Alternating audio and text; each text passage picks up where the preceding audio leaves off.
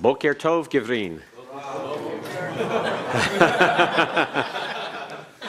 Ma Shlomcha.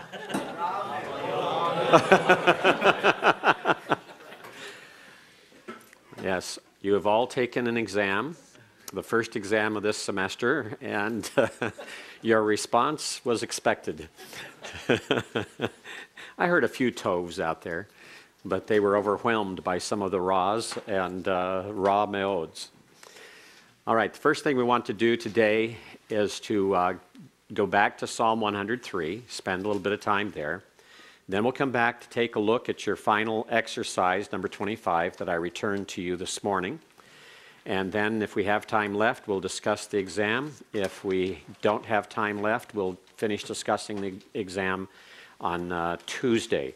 Please note that on Tuesday you have no vocabulary quiz, but you do have an oral translation due. 1 Samuel chapter 16, verses 1 through 10.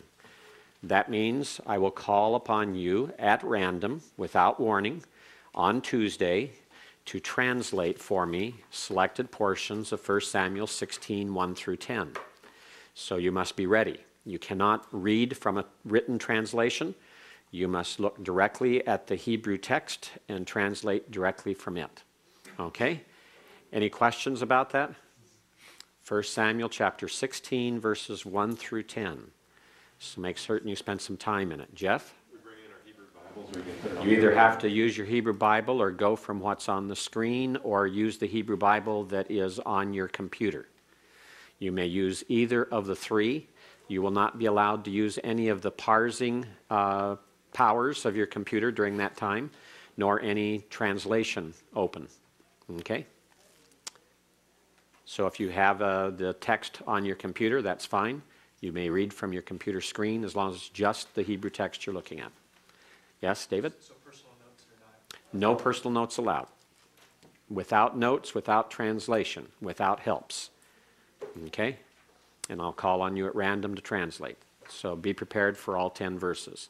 And I suggest that you not try to memorize any other English translation. I can tell those pretty much immediately.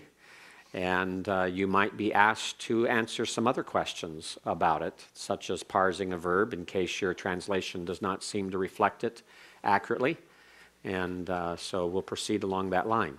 You will be graded on that. The grading is going to be with a lot of grace the first time because you don't know what to expect. You don't know how I'm going to grade until you've experienced it and I explain. So just do your best, come prepared, and realize there'll be a good deal of grace sprinkled with what I grade. Any other questions? Gus? How should we prepare? You should translate 1 Samuel 16, 1 through 10. Translate it for yourself. If I were you, I'd write it out for yourself. I would parse the verbs for yourself if you have any of them that you do not seem to immediately recognize. Use your lexicon to help you. Use the grammar to help you. Do not use any English translations to help you. Okay? All right. Let's go to Psalm 103. In verses 1 and 2, we had, "Bless Yahweh, my soul, and all my inward parts understood, bless his holy name." Verse 2, "Bless Yahweh, my soul, and do not forget all his benefits," or his rewards. Verse 3, "He is the one who," you can translate, "who forgives all your iniquities, who heals all your diseases, who redeems your life from the pit or possibly from corruption, who crowns you or who adorns you with steadfast love and compassion." Verse 5, and I believe we covered verse 5 last time, didn't we? Okay, good. I wanted to make certain we had. "Who satisfies your ornament, your jewel." It's a reference to the soul. It's an idiom as a separate reference to soul. Remember, we've had my soul, we've had, or your soul, or O soul, my soul. It's the psalmist speaking, my soul, from the psalmist. It's his. And then we had your life, the soul's life, his soul's life. And now we have his soul's ornament, his soul's jewel. And it's referring to the same thing, life.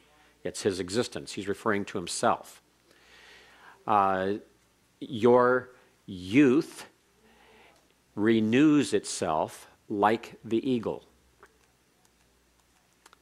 And then in verse 6, where we are today, verse 6 has a cal active participle, masculine singular, ose, from asa, he did or he made. And it can also be translated performed.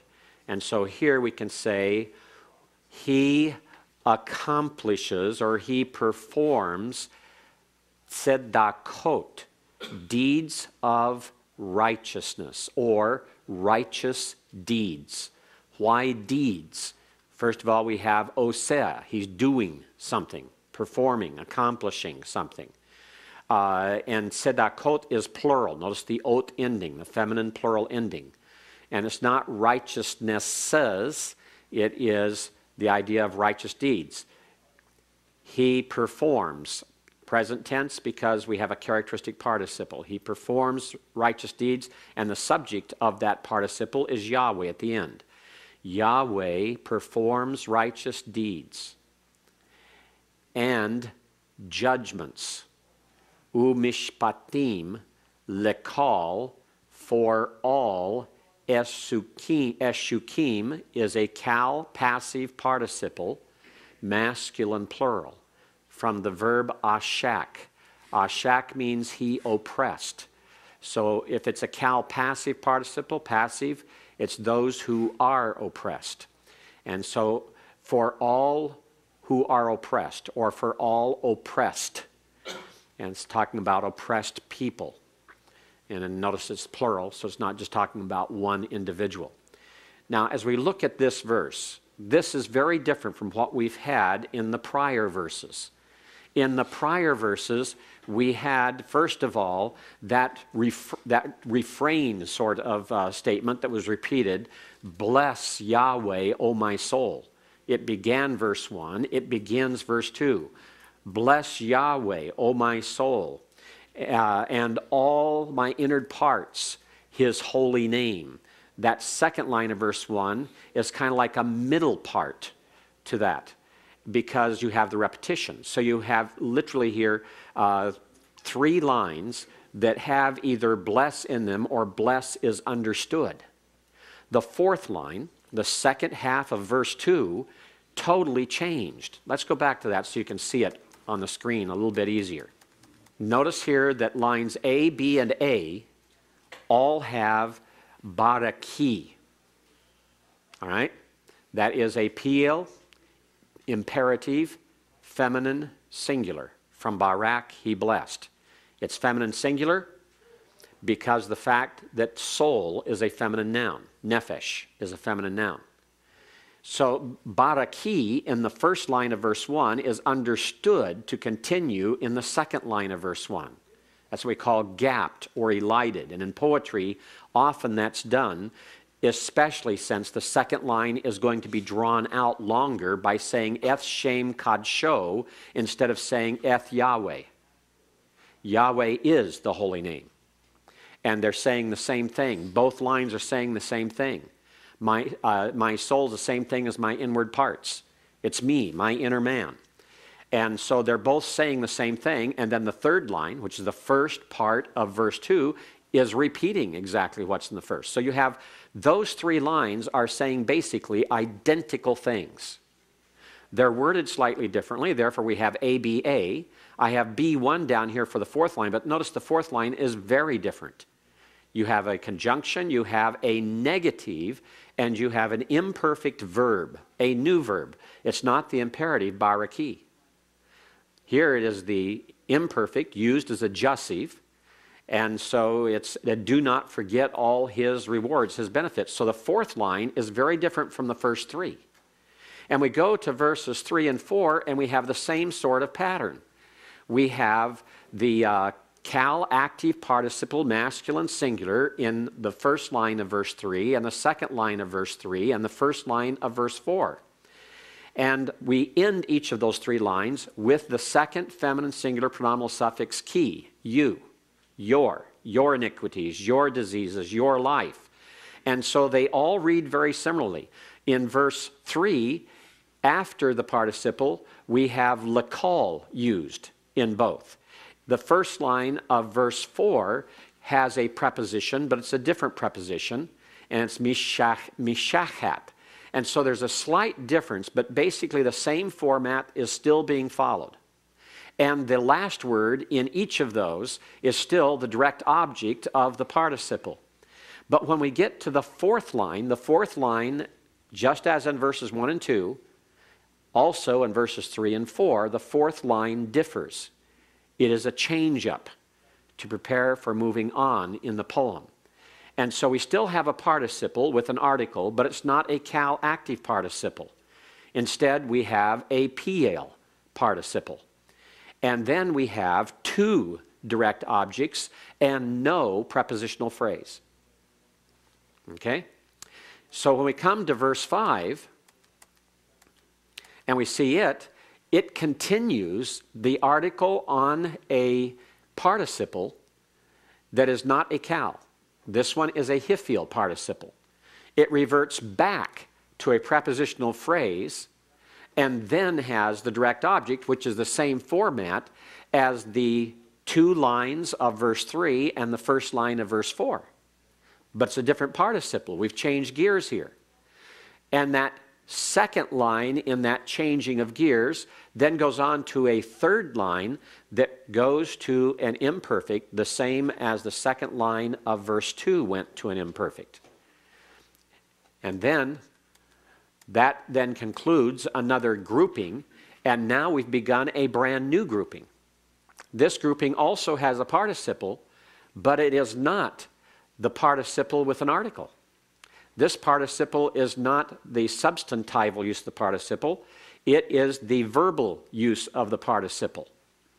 And so it's Yahweh does or performs righteous deeds.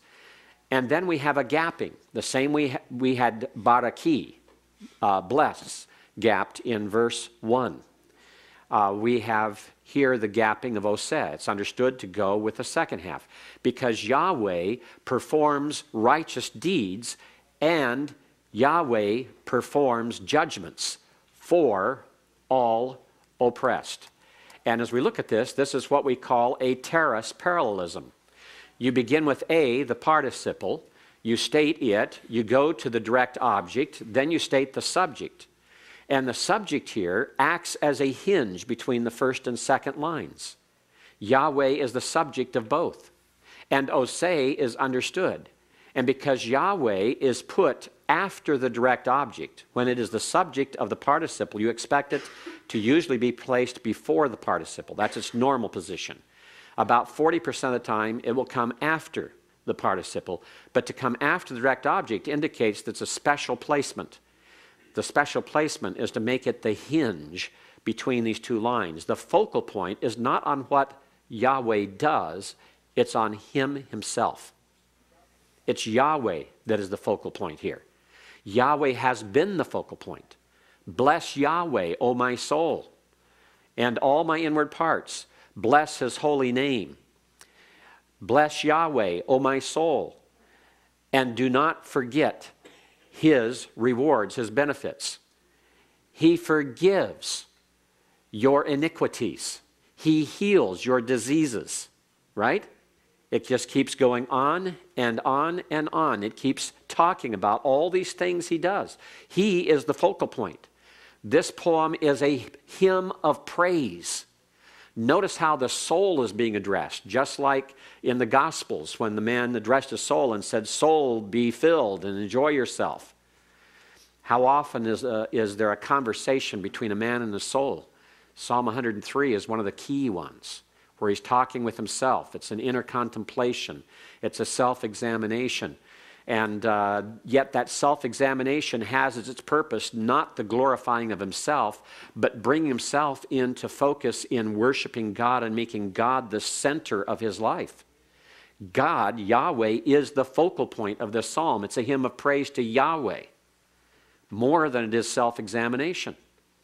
And he is to be praised not only because of the things that he has done for the psalmist, but even because he does characteristically righteous deeds, righteous acts, and he performs judgments, or this could be also translated as justice, for oppressed peoples, not just for the psalmist. This is part of the character of the God whom he is worshiping and praising. Now, Jewish commentators like to point out here that this must be interpreted in a theological context of the entirety of the Old Testament. They point out that whenever the Old Testament talks about Yahweh performing righteous deeds, the primary focus in that has to do with his deliverance of his people out of Egypt. When he redeemed them out of Egypt, out of the house of slavery, as you translated in your exam today, as you translated again what was also on your exercise 24, the exact same reference. This is the context. So they say this has to do with his redemption. And therefore, his performing justice for the oppressed is primarily here a reference to his own people who were oppressed in Egypt. And so they look at this as a hymn of praise that verse 6 is focusing on the fact that he is the redeeming and saving God of his people Israel. Then they will admit that beyond that, because here Egypt is not mentioned, because Israel is not mentioned in this verse, it obviously, although it has that as the primary focus and background, that is its setting in the Old Testament, by which it must be understood theologically and contextually in a broad sense. Yet here, the absence of the specification draws that broader to say what he's done for Israel, he can do for others. Okay? So this verse in and of itself is quite a verse. And as we go further along this line and we see these different methods of poetic devices being used, this type of parallelism that goes on then to begin with the direct object and move on to an indirect object.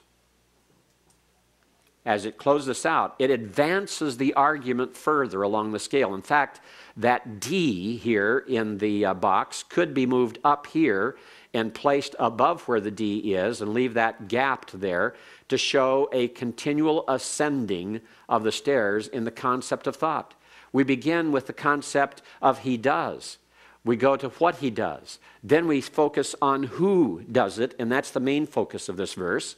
And then we advance that beyond the righteous deeds to deeds of justice, and then we advance toward to whom these are performed, those who are oppressed. This is the God who is to be blessed. This is the God who is to be praised. He is a deliverer, and he cares about those who are oppressed.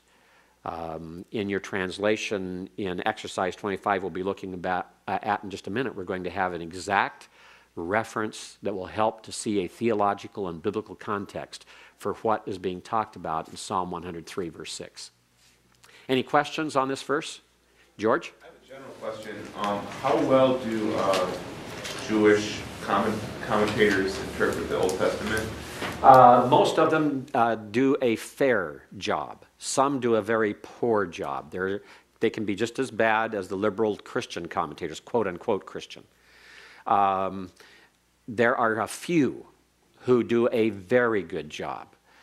Those involved in the Sonsino Bible commentary series are fairly conservative and do a very good job, mostly. So if you look at that, the Sonsino books of the Bible, you'll find a good commentary set. Other than that, for the Psalms, a fellow by the name of Amos Hakam, literally Amos the Wise, and that's his pen name, has a 3-volume commentary on the Psalms that is absolutely superb. At times, he isn't definite enough, because what he does is he lets you know what all the possible views are and never really settles on one for himself. So it's kind of a smorgasbord approach. Here are 4 different views. You're free to choose whatever one you want, and he doesn't deal with trying to examine and say, okay, which one is right and why. So you get a little bit frustrated at times, but it is a superb commentary. It's well done. It's the most complete commentary on the Hebrew text of Psalms that I've seen in the English language. Yes? Yes. Yahweh performs righteousness, or Yahweh does righteousness? He performs righteous deeds. We add the deeds in order to fill out that plural form, tzedakot. That's what I was trying to figure out. Is to say Yahweh does righteousness, that would not be a complete thought, is that why? No, it wouldn't express the plural of this form. Okay. So you have to Tzedakot, right. You'd have to say righteousnesses. And if you do that, what do you mean? Well, what you mean here is righteous deeds. And that's why most translations will do that. Okay? Other questions? Will you read it again? Yes. Yahweh performs righteous deeds and justice for all oppressed. It's a fairly literal translation. Notice I've substituted justice for judgments, because by context that seems to be exactly what is intended there. And you have a tension here. You have a feminine plural that is a true plural. You have a masculine plural that is really intended as more of a singular concept. And often it's the feminine plural or the feminine singular that is used for the abstract, and the masculine plural used for that which is non-abstract. But in this text, it seems to be the exact opposite. And that could be in order to gain attention, and it could also be in order to force the reader to really think about it. Poetry is given in order to make people stop and think. That's the reason for the repetitions. That's the reason for the parallelism. We are supposed to be thinking as we read it. And it makes us think. It makes us ask questions about it as we go through. All right, let's stop that. Pick up exercise 25. Let's go over these translations and try to help you understand these. Overall, you did quite well. I think the average grade was somewhere around 90 for this exercise. The first one, from Exodus 16, verse 26. Sheshet Yamim, that's 6 days. 6 days you shall gather it or collect it. Tilektuhu. Notice the kibbutz under the taith. That kibbutz is the reduced shurik of the plural ending of the kal imperfect second masculine plural. It's a second masculine plural. And then added onto it, the hu is the third masculine singular pronominal suffix that would be translated it by context. It's talking actually about manna. 6 days you shall gather it, uvayom hashivi'i. And here, technically it would be but you can use and. But on the 7th day. Notice 7th has an article just like yom has the article. Notice the pathak under the baith preposition. Notice the dogish, doubling dogish in the yod on the first letter of yom, day. So it's literally, and in the day the 7th. In other words, and on the 7th day. 7th is modifying it as an adjective. An adjective must agree with the noun it modifies in definiteness, in gender, and in number. On the 7th day. And then an explanation. Shabbat, a Sabbath. Notice it doesn't have the article. I did not count off if you said the Sabbath, because you don't have enough context here to know whether or not this word might be used in a generic way here and should be translated that, but it's really just a Sabbath. That's up, you have a comma here. But on the 7th day, comma, a Sabbath, comma, lo yihye bo. Bo, in it, is taking the baith preposition on bayom. The o, the third masculine singular pronominal suffix, is referring back to yom, which is a masculine singular noun. So that's on it or in it. Lo yihya. Yihya is an imperfect of the stative verb. Therefore, it's a state of becoming. It will not happen, or it will not come, referring to the manna. So it will not come on it. On the seventh day, a Sabbath, it will not come on it, is the idea. Okay? There were a variety of your translations there. Most of them I accepted and just modified, but if you did not demonstrate in it or on it to show me that you understood what Bo was all about, I took 1 point off, not 2 for it. Yes, Scott? How do we get the indefinite sense as opposed to the masculine sense out of that? You mean the neuter sense? Exactly, yes, sir. Context. The Baith preposition that you see at the end is the Baith preposition you see on Yom. The most immediate antecedent for the third masculine singular pronominal suffix is Shabbat, which is the day. Always look for your antecedent for a pronominal suffix in the immediate preceding context. And normally it's the immediately preceding noun. In this case, either Shabbat or Yom. Is there anything in the verse that indicates the 2 commas that you address, or is that just context? That's just context. And the fact that Shabbat, because it doesn't have the article, is obviously being used in apposition and explaining what the seventh day is. All right? Any questions? Kyle? The stative verb there, what's the parsing again on that? Cal, imperfect, third masculine singular. Okay. Cal, imperfect, third masculine singular from Haya. Everything is normal except the tsere. Not tsere, excuse me, the segol. The segol under the yod is unusual, but that's because of the hey, the final hey verb. That is unusual. You'd expect yihayo to be like yiktol, but it doesn't work that way for a lamed hey verb. Okay? Anyone else? All right, let's go to number 2. Wehaya, and it will be. Ki, yish alaka bin ka mahar. And it shall be that your son, bin ka, bain plus the second masculine singular pronominal suffix, will ask you. That's yisha'al, which is cal imperfect, third masculine singular.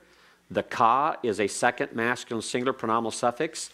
Mahar is a word that literally means tomorrow. Here in this context, it's being used generically to mean in the future. If you had tomorrow, if you had on the next day, if you had in the future, or you had something of that nature, I counted everything you had that way correctly. That's not a problem. You didn't have enough context here to go beyond that. And the key can be translated that. It can be translated when. And it will be when your son asks you in the future. It can be if, and it shall be if your son asks you in the future. All right? So that, if, and when all can be used. And then lay more, saying. This is how statements are introduced, how direct conversation is introduced. It serves the same purpose as the hati in Greek. That's a recitative hati. And you can replace it. You don't have to translate saying. All you have to do is put a colon there or a comma, because that's all it's functioning as. All it is signaling that after it comes what is said, and it signals to you you need to put double quotes after it. Or if it's a quote within a quote, it'll be a single quote. But here it's a double quote. So, and it shall be that, or if, or when your son will ask you in the future, saying, or colon, or comma, double quote, what is this? Mazot. What is this? Question mark, end of double quotes. And you will say to him, now if you used when or if, you have to adjust your translation, because then you'll probably have then here. All right, then you will say to him, Ve'amarta is a cal perfect, second masculine singular. Elau is el preposition, plus the third masculine singular pronominal suffix. And you will say to him, double quote, with a strong hand, bechozek yad, literally with strength a hand, hotzi anu. Here we have a hiphil perfect, third masculine singular with a pronominal suffix that is first common plural. The subject is Yahweh. Yahweh brought us out from, or brought us from, mi Mitzrayim, from Egypt, mi Beit Evadim, from a house of slavery, or from a house of slaves, or from a house of servants, end double quote. We have 1 minute left to ask questions about this one. We'll finish it up next week, but any question right away on this one? Something that needs to explain, Gus? The will, the future that your son will ask you would only be known if we have a context? Context, although Machar seems to tell you right away. It's in the future, so it hasn't done it already. It's tomorrow at least, at the very least. So that should be the clue that it's future. Machar. Anyone else? All right, bring it back with you on Tuesday, and we'll discuss it further, and we'll also discuss the exam, and we will also go on to do translation of 1 Samuel 16, 1 through 10. Thank you very much, gentlemen.